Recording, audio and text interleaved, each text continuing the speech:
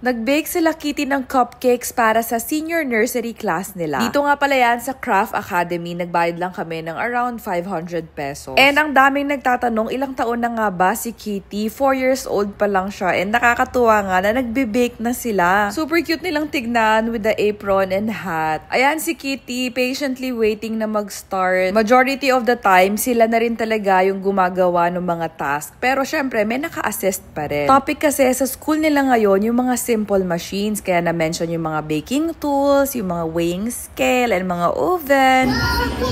Super cute ang classmate ni Kitty. Chini-cheer siya habang nagbe-break ng egg. Before din pala nag-start, pinapili muna sila kung anong mga flavors yung gusto nila. Meron akong clip dun sa start ng video. Andun yung mga choices at saka yung mga prices. Aside sa cupcake, pwede rin palang cake, cookies, muffins. May listahan na rin pala ng mga ingredients and measurements na ifo-follow na lang. So dito sa part na to, since medyo messy siya, nakita ko ina-assistant sila nila ate. And nag-ask ako ng permission if okay lang na kami na lang ni Kitty. And in fairness naman, super nag-enjoy din ako. Parang naging mommy and baby bonding time na rin siya. Pero alam nyo ba, habang pinapanood ko si Kitty, parang halong happiness and sadness. Kasi na-realize ko, hindi na talaga baby yung baby Kitty natin. And na-mention ko na rin sa mga previous vlogs na mas nag-mature na rin talaga siya, more independent, and mas manageable na talaga. And I think, as parents, yun din naman talaga yung goal natin. Support sila and turuan maging independent at saka ng mga values. Yun yung pinaka-roots nila. Para pag dumating yung time na malalaki na sila and ready na sila umalis sa nest,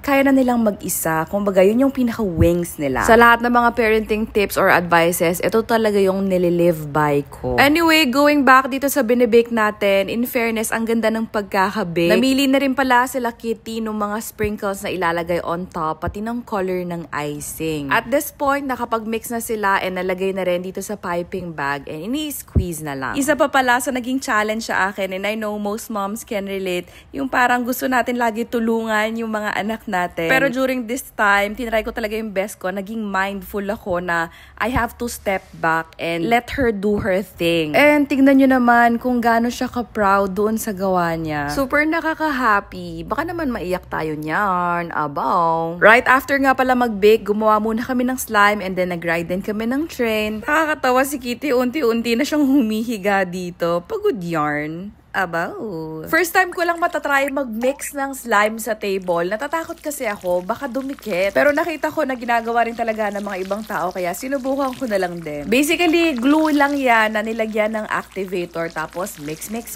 Tapos, kapag sticky pa siya, kailangan lang dagdagan ng more activator. Ito yung mga moments na iniisip ko na trust the process na lang, and buti na lang, in-rust ko yung process. In fairness, mukha na siyang slime. By the way, yung mga ingredients, nabili pala namin siya, nakaset na.